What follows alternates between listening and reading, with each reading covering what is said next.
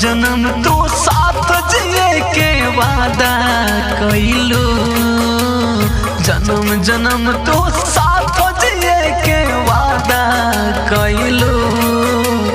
प्यार कइलो कम नफरत ज्यादा कइलो, प्यार कइलो कम नफरत ज्यादा कइलो, प्यार कइलो कम नफरत ज्यादा कइलो।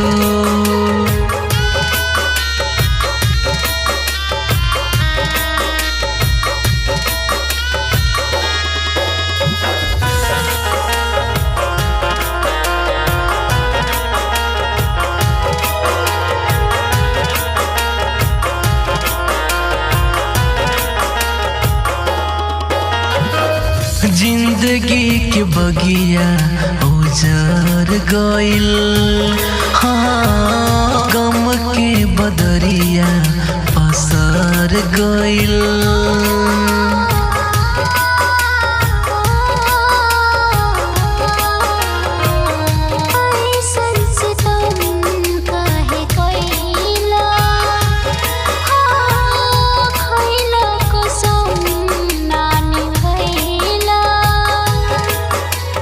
काहे दिल तोड़े के इरादा कइलू, काहे दिल तोड़े के इरादा कइलू।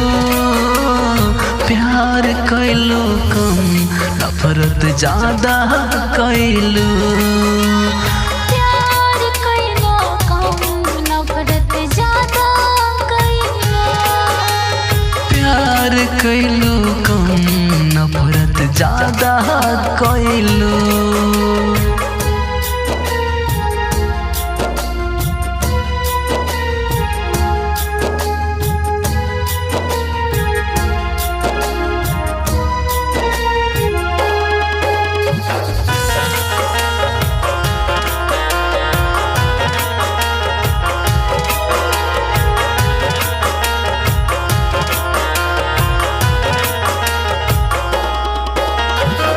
लागोता निकली परान हो, हाँ एक बार मिले आजा जान हो।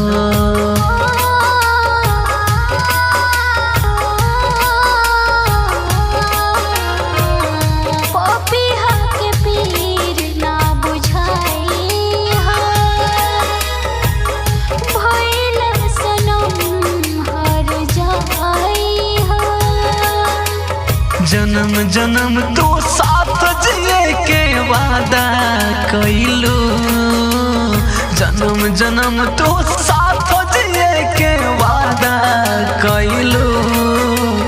प्यार कइलो कम नफरत ज्यादा कइलो, प्यार कइलो कम नफरत ज्यादा कइलो, प्यार कइलो कम नफरत ज्यादा कइलो।